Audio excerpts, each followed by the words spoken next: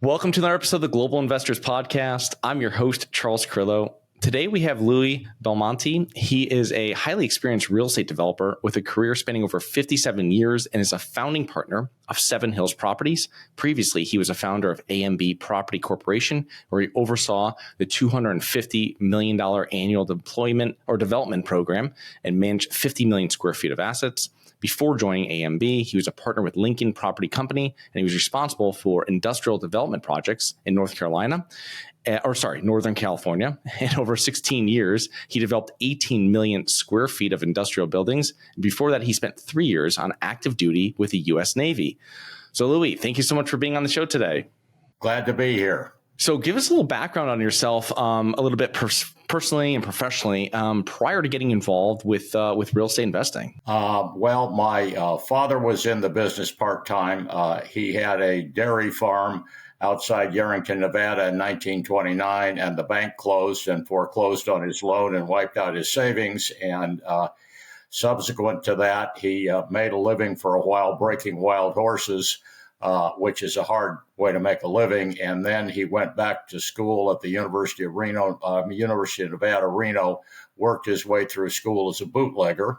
And when he got out, he got a job with the Department of Agriculture because, having been wiped out by the Depression, he was interested in a regular paycheck. And he worked there until the day he died.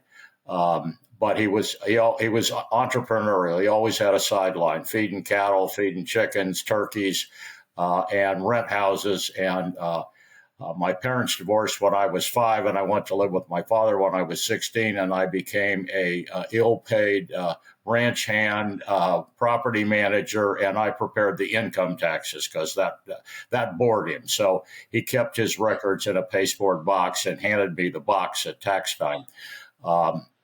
So I was somewhat familiar with real estate. And when he passed on prematurely of cancer, my stepmother inherited most of the assets, and I ended up with a few $1,000s and a duplex in Corning, California. And I had been in graduate school. My idea was to get a PhD and be a professor, which thank God I didn't do because there's not enough work to go around. Too many people in graduate school. And so I was faced with the prospect of getting drafted, joining the service, or going back to graduate school, and I decided to join the Navy. But I needed to sell the duplex, so I sold it to a woman broker in Corning, California, and there were very few women in the business in those days, but she was triple tough. And $8,000, $800 down, and I packed the paper, which I subsequently used as a down payment for 3 units in San Francisco after I got out of the Navy. But anyway, that was my first real estate deal in 1964. And after I got out of Vietnam in 67, at the end of the year, I got a corporate job, and I rented a flat in San Francisco with a high school friend of mine. And it turned out he was upside down in a real estate deal. He'd met some fool in a bar who said, well, San Francisco's gentrifying. Everybody moved to the suburbs in the 50s and 60s, but some of them are moving back. So I found a pair of flats in the Richmond district of San Francisco. We can buy cheap.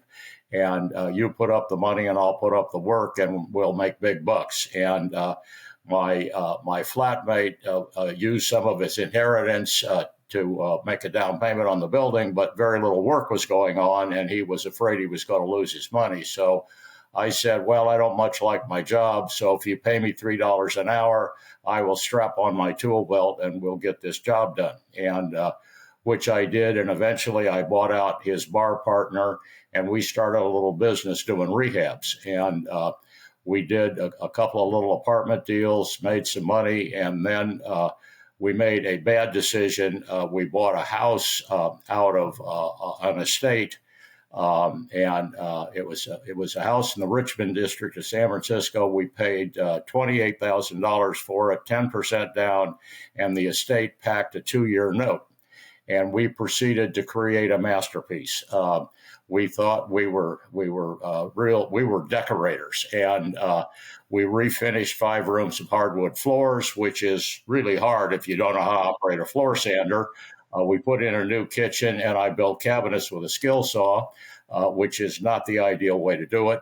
And we added a bathroom, big deck. I rehabbed all the double hung windows. There were about 30 double hung windows. And when I finished, they were the best looking, best operating double hung windows in all of San Francisco.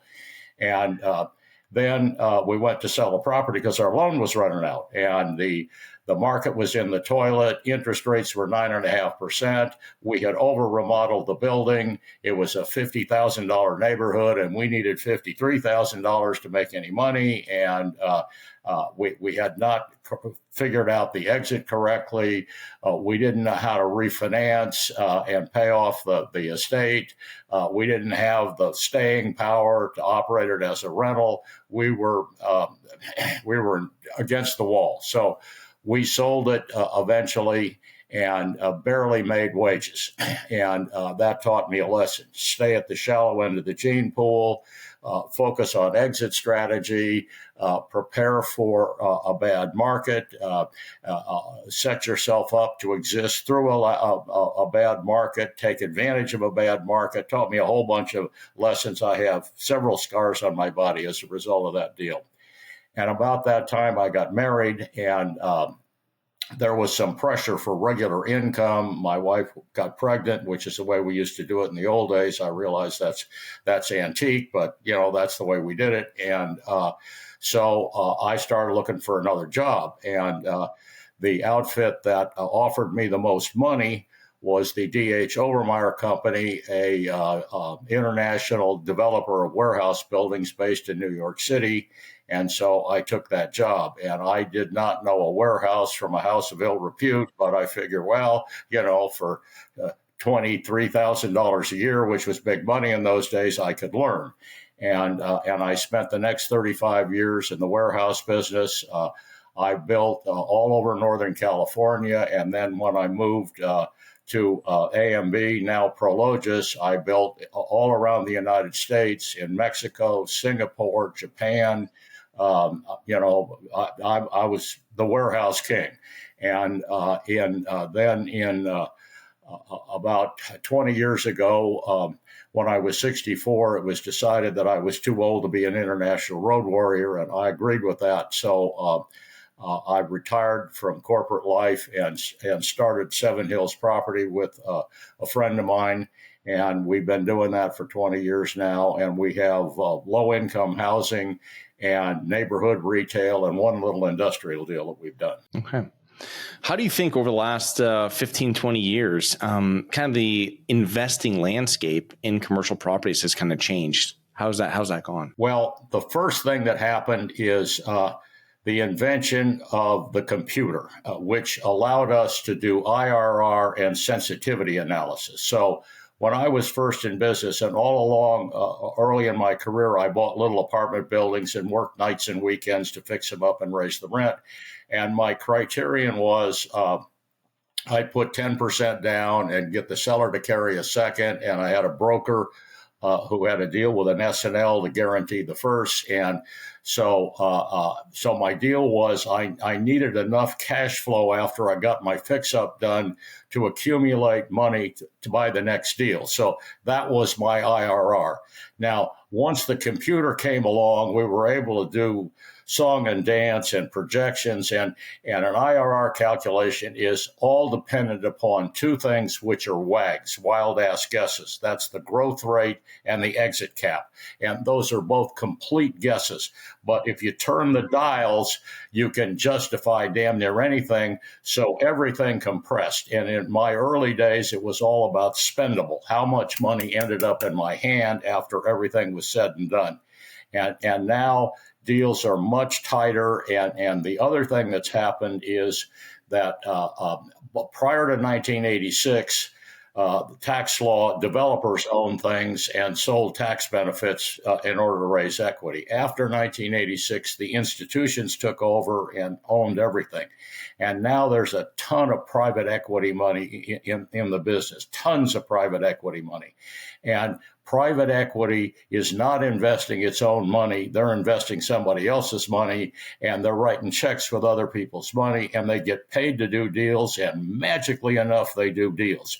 So it's a whole lot harder to make a margin when you got somebody on a computer turning dials and you got people writing checks with other people's money. Yeah.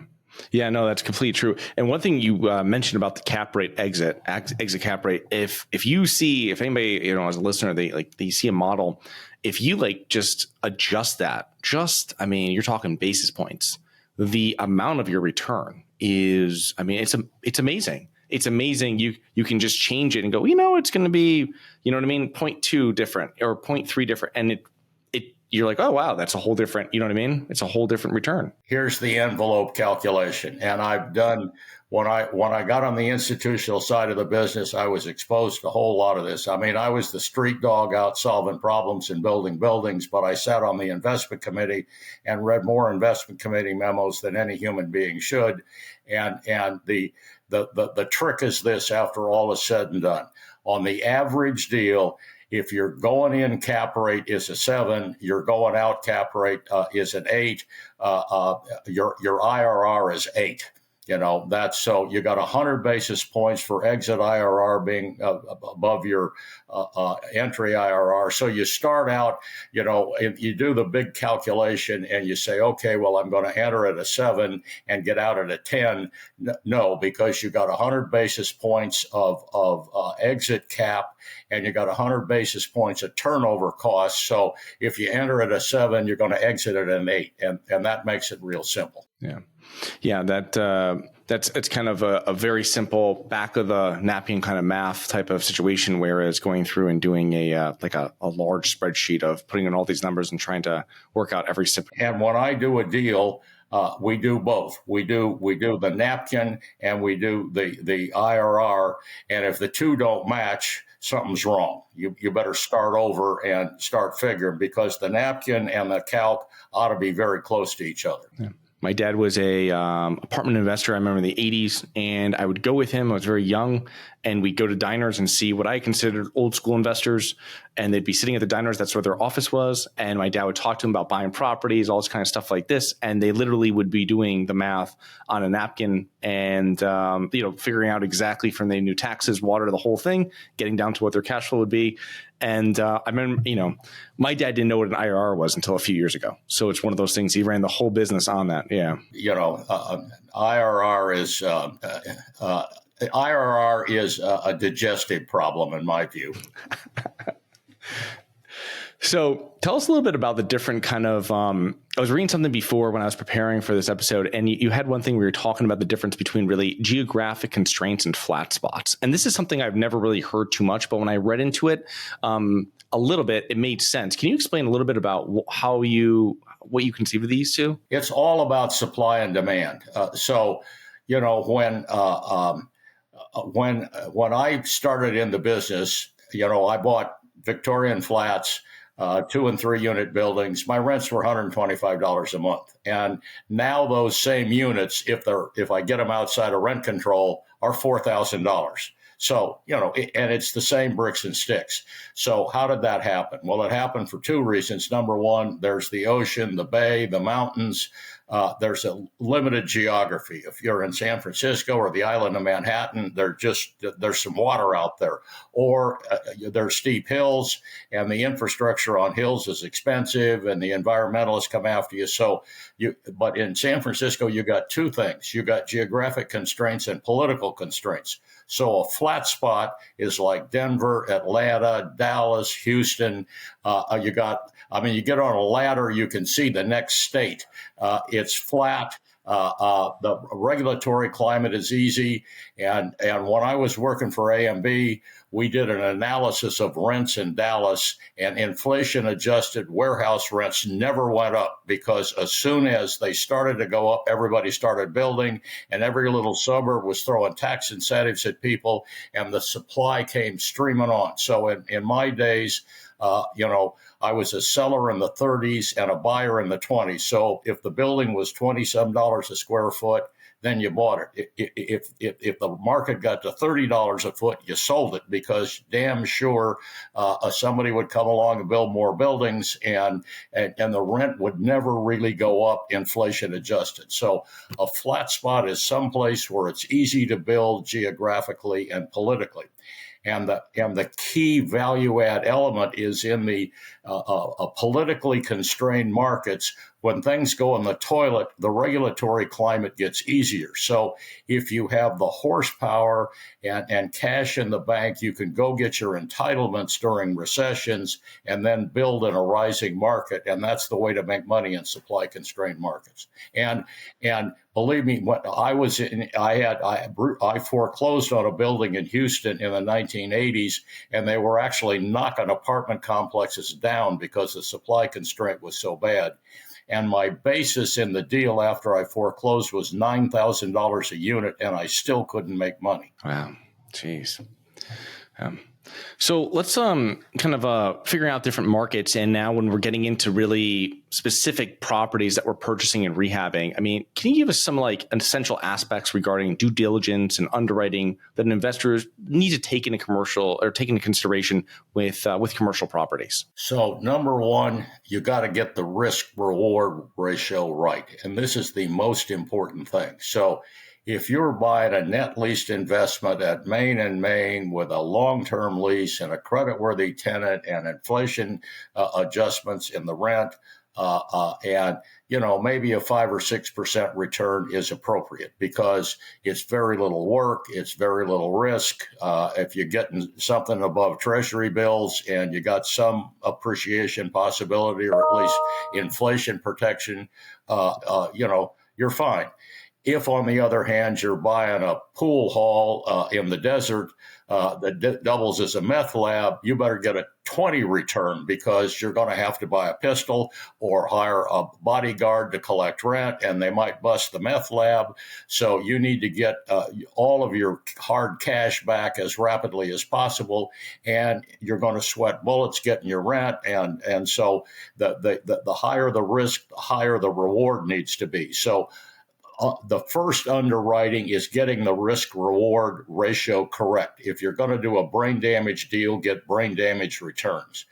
The second thing is destructive testing. Test everything, bore holes in things, check the soil, check all the regulatory restraints, talk to local brokers. If you've got any local owner or developer contacts, quiz them, walk the neighborhood, learn as much about the property as possible, and then add 25 or 30% to your rehab budget, because, once you open the wall, something's there that you didn't find. And I remember one wonderful deal. My partner and I built 30 drugstores for Walgreens, and it was a cookie cutter deal. So you could pretty much predict what it was going to cost you to build the building. The problem was in the site. And so things could go wrong. It's always site prep that where things jump out at you when you're building new buildings. So my partner was up on site, and I called him up and I said, how are things going with the utility trenches? And he said, I now know why they call this Rocky Point. And so, then out comes the dynamite and the tarp and the tires and all that stuff. So, a little change order coming at you. So, and I redeveloped Pier 1 in San Francisco as office space for AMB's headquarters, and we're driving piles to add earthquake stability to the pier at 48-inch hollow piles going down through the bay mud to sand, and the fourth pile kept going. And it just kept going. And I said to the sub, what happens now? And he said, we let it rest overnight. Well, I had $600,000 worth of piles bought, and I'm thinking, God, where do we stop here? Because you got to keep extending the piles. And I had a sleepless night. I got up the next day and I went to see him, and he said, well, we hit the sand. But you just never know what's going on. So you always have to have flexibility in your rehab budget, and you have to discover as much as you possibly can in advance. And once you're doing it year after year, you get a good nose for where the problems are going to come, where the regulatory problems are going to come, what your soils problems might be. You start developing something. But at one point, I hired a very high-powered woman from an institution to be one of my partner/project managers, and we had some off-the-wall thing come up, and she said, we need to develop a checklist so we can go through every conceivable problem and make sure we got it taken care of. And I said, as soon as you figure out what to put on the list, you let me know, because every time I do a deal, something comes up that I hadn't thought about, like Indian burial grounds or something that didn't occur to me or has never occurred before. So that's how it is. Yeah, that's a lot of great information. Thank you so much for sharing it. Do you have money sitting in the stock market and you're worried about it? Or worse, you have money sitting at the bank, not keeping up with inflation? My name is Charles Carillo, founder and managing partner of Harborside Partners. And since 2006, I've been investing my money and my family's money into income-producing properties. These are real assets, real properties with real addresses that produce real cash flow. At Harborside Partners, we provide passive investors who love real estate with a turnkey investing solution. If you want to put your money to work in real estate but can't find deals, don't have the time to get funding, and the last thing that productive people want to do is manage real estate.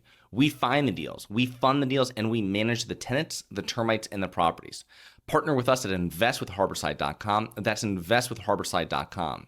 Go to investwithharborside.com. If you love real estate, you like the idea of passive income, and believe that income-producing properties will appreciate over time, go to investwithharborside.com. That's investwithharborside.com. When you're looking at deals, and when not a development deal is a little different, but if you're buying a deal and already built, you're going to do a rehab on it, whatever it might be. And when do you go back and during that due diligence, go back and retrade, renegotiate with the seller? Well, yeah, that's one of the reasons you do all that. And you never let the seller's inspections cloud your judgment at all. Do your own. And when I'm a seller, I do all the inspections in advance and present you as a buyer with a package with a bow tied on it for two reasons. Number one, hoping you won't do your own inspections. And number two, having a negotiating tool. If you come at me with an inspection with a defect in it, I said, my expert says this, your expert says that, as opposed to, what am I going to do now? So, the trick is, you want to go through every possible thing you can. And if there are defects there, then you go back and retrade and say, okay, it's going to cost me X dollars. And you present an estimate to fix this problem that you didn't disclose, you fraudulent bleep. And we need to talk here. And usually you can get the cost of fixing whatever it is that you found. Yeah. Makes perfect sense. Over all these years of being in real estate and all the different asset classes you worked on and being successful, how important is it really to focus in business and real estate to be successful? Well, I believe that focus is important, but keeping an open mind is more important. So if you do cookie cutter deals, you end up with no profit margin because that's what everybody else is doing. You need to keep your mind open to, a fresh way of doing this, a fresh way of financing it, a fresh way of rehabbing it. Find some entitlement things, tweak where you can get a permit to add a garage or build more space or something. Otherwise, you're not going to make any decent margins in value-add deals. So you got to have some inductive thinking going on. And I am not particularly creative, but I'm good at copying stuff. So I look at real estate all the time because it's my passion, and I look for ideas that other people did. And I think that's a good idea. And then I go take a picture of it and I say to the architect, make it look like that. But I'm always up for a better way to get things done so that you can get some margin. And so when my partner and I are building drugstores for Walgreens, it's an absolute cookie cutter deal. You build it, you sell it, you pay off the construction loan, and you got what's left over. That's your spend. So how is it that I increase the spendable? Well, what we did was we took on deals that were politically difficult, that other developers couldn't pull off, that Walgreens didn't want to horse with themselves because they didn't want to get their brains beat out in front of a planning commission or a city council. And we figured out how to entitle deals that other people couldn't get entitled. And on those deals, Walgreens was willing to pay higher rent. And in locations you could get a better cap rate. So we improved the spread by being political experts. And we would go into a new jurisdiction and we would look around where was the juice? Who was connected? Was it an engineering firm? Was it a law firm? Was it a guy that used to be the mayor that runs a consulting group? Where's the grease in this system, and how do we get a permit where other people couldn't get a permit? So that's the value we were bringing to the table that allowed us to make margins. Yeah. I was interviewing a commercial investor a few months back, and I remember him saying that when they go into a new market, how they've been successful is they bring local people on and get them involved in their joint venture, whatever it might be, partnership, or however it's structured.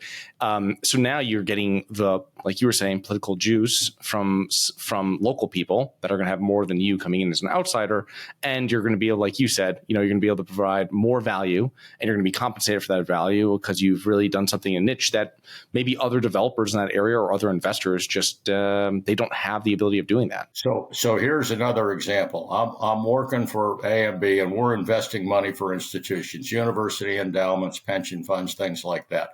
And we started doing development deals, and then we did a roll up, and the investors gave us all our property in return for our stock when we went public. And so then we're ramping up the development program all over the United States.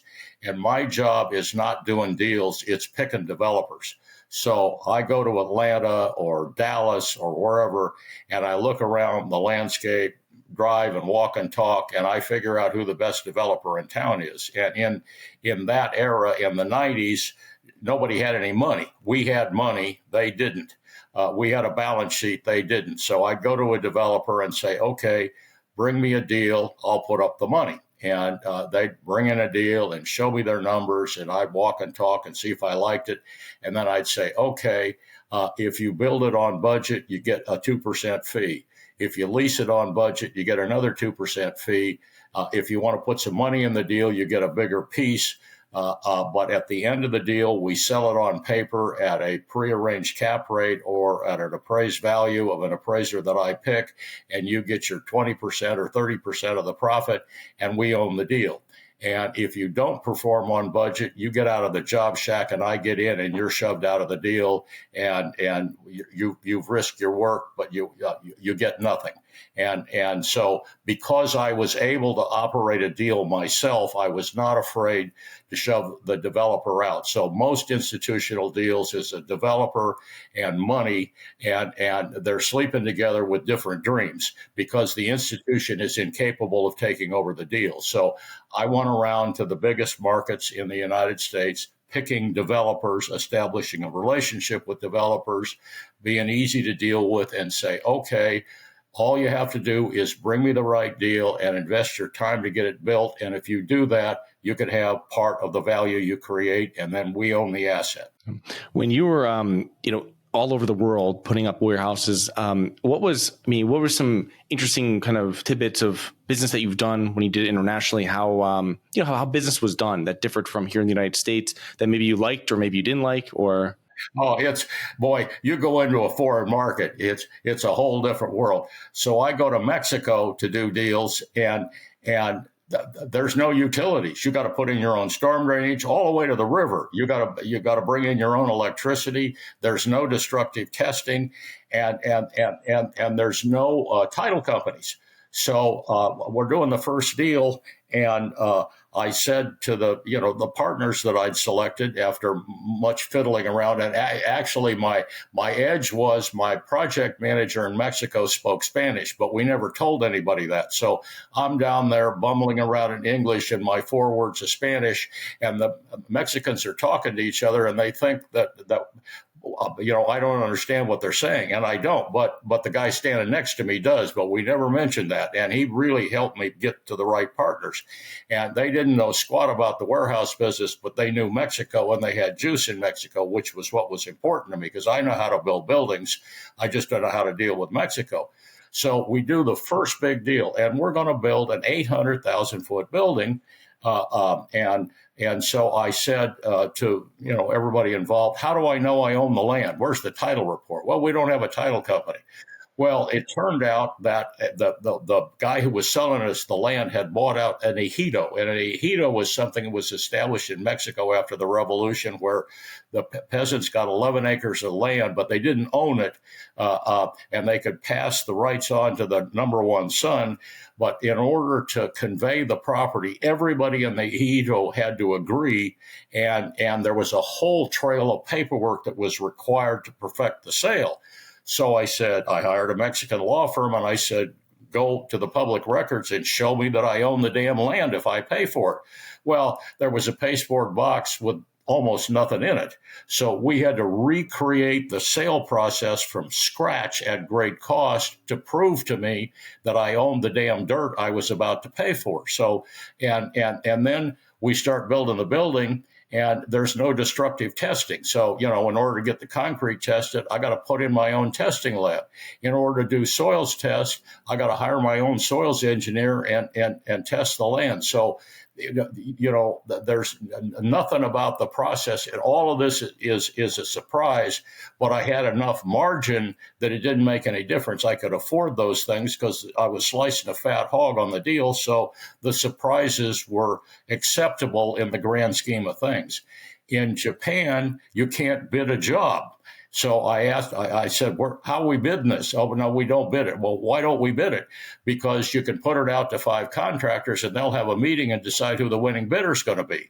And, and we're doing $100 million deal. Am I frightened? You bet your ass I'm frightened. So I hired a very high-powered consultant to give me an estimate of the cost of the deal so I could compare that to the bid I got to make sure I wasn't getting ripped off. But again, I had a very fat deal, so I had some room. But the flip side of the coin is there's no change orders in Japan. So when the contractor gives you a bid, he will build it for that, come hell or high water. So, yes, things are different in different places. Yeah, geez, that's quite some experiences that you've had there. It's like you're in Japan. It's like you're almost dealing with when you hear stories about the mafia in New York and stuff like that, where they are giving the jobs to here to here to there. I got the ultimate story for you. So in Japan, you buy land from, I think it's Recruit. I forgot the name of the company, because the entitlement process, the whole structure of zoning in Japan was set up by refugees from the Roosevelt administration. And the zoning is, leather, steel, and it's there forever. And in order to change that, it's just complete brain damage. So Recruit does all of that, and there's a lot of palms grease, but they present you with an overpriced piece of land that is truly entitled. So that's what you're paying for. So I'm building the first deal, first buildings by Narita Airport, the international airport, and things are going really well. So I go to Recruit and I say, well, how about the adjoining parcel there? Once I get filled up here, I'd like to build some more. And they said, well, the adjoining parcel is a cabbage farm, and it's owned by a widow. But we have assigned one of our vice presidents to marry the widow, and then we'll start working on the entitlements. And I thought, God, I've had some terrible corporate jobs, but I've never had to marry the widow. And so, yes, things are different in Japan. I think that one of the themes, though, is that when you've gone into a new area, you've had a great team, a local team. It seems like one of the best ones you could find that assisted you with the deal, and that made it smoother, I guess you would say, than it could have been. Well, yeah. And the fact is, every time you do a new product type or a new market, you're going to pay a stupid tax. You can lower the stupid tax by hiring a local partner or involving local experts in the deal. So I never went anywhere that I'm unfamiliar with without finding somebody local that I can partner up with who I will generously compensate if the deal is successful. So, and I want everybody involved in the success. So there's a pay schedule for everybody involved that involves giving you a little bit now and a whole lot more later if we're successful. But if you lie to me or you screw it up or you can't execute, you ain't going to make no more. Yeah. No, perfect. So, Louis, as we're getting down to our last couple of questions, I just want to know, what important lessons have you learned that have transformed you either professionally or personally over your lifetime? Well, continue learning. There's always something new out there you can learn from watching what other people do.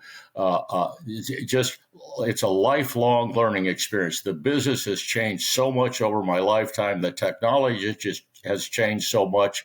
And I don't want to be on the cutting edge, but I want to watch people on the cutting edge. And once the kinks are worked out, I want to keep adapting to everything I can think of that's coming along, because the markets are changing, the financing is changing, the technology is changing, and the politics are changing, and it's just day to day figuring out where things are and attempting to look around the corner and say what's going to come and how do I get myself positioned. So, because I have so much experience, 5 years ago, I said to my partner, these interest rates can't last. They cannot last. The inflation-adjusted interest rates are near zero. This is nonsense. It won't go on. I remember when the prime rate was 20. I remember buying treasury bills with some money I had at 11 and a quarter. This won't go on forever. So we refinanced everything in our system for as far out as we could get at a fixed rate. So when interest rates went up, we have zero interest rate problem right now because we have no loans that are rolling over because of the experience I had. And I'm able to think this through and see around the corner and say, there's a good chance that if we do this now, we'll be a whole lot happier later. Perfect. So, Louis, thank you so much for coming on. How can our listeners learn more about you, your books, and your business? Okay. Well, I have written 4 books that I recommend to real estate investors. Real Estate 101, Street Dog MBA, Street Dog Manager, and Street Dog Negotiator, all available on Amazon, paperback or Kindle. They're cheap. After Amazon scrape, I make virtually no money, so I'm not in it for the money. I'm in it to share ideas because I love to share ideas. Perfect. Okay. Well, thank you so much. And if people want to connect with you at your firm, how would they do that? L. Belmonte at 7hp.com. The number 7. 7HP stands for Seven Hills Properties. Perfect. I will put all that information into the show notes.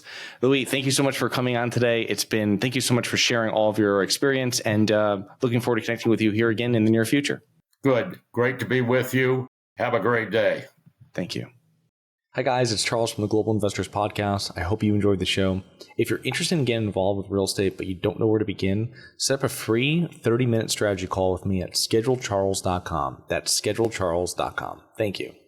Nothing in this episode should be considered specific, personal, or professional advice. Any investment opportunities mentioned on this podcast are limited to accredited investors. Any investments will only be made with proper disclosure, subscription documentation, and are subject to all applicable laws. Please consult an appropriate tax, legal, real estate, financial, or business professional for individualized advice. Opinions of guests are their own. Information is not guaranteed. All investment strategies have the potential for profit or loss. The host is operating on behalf of Syndication Superstars, LLC exclusively.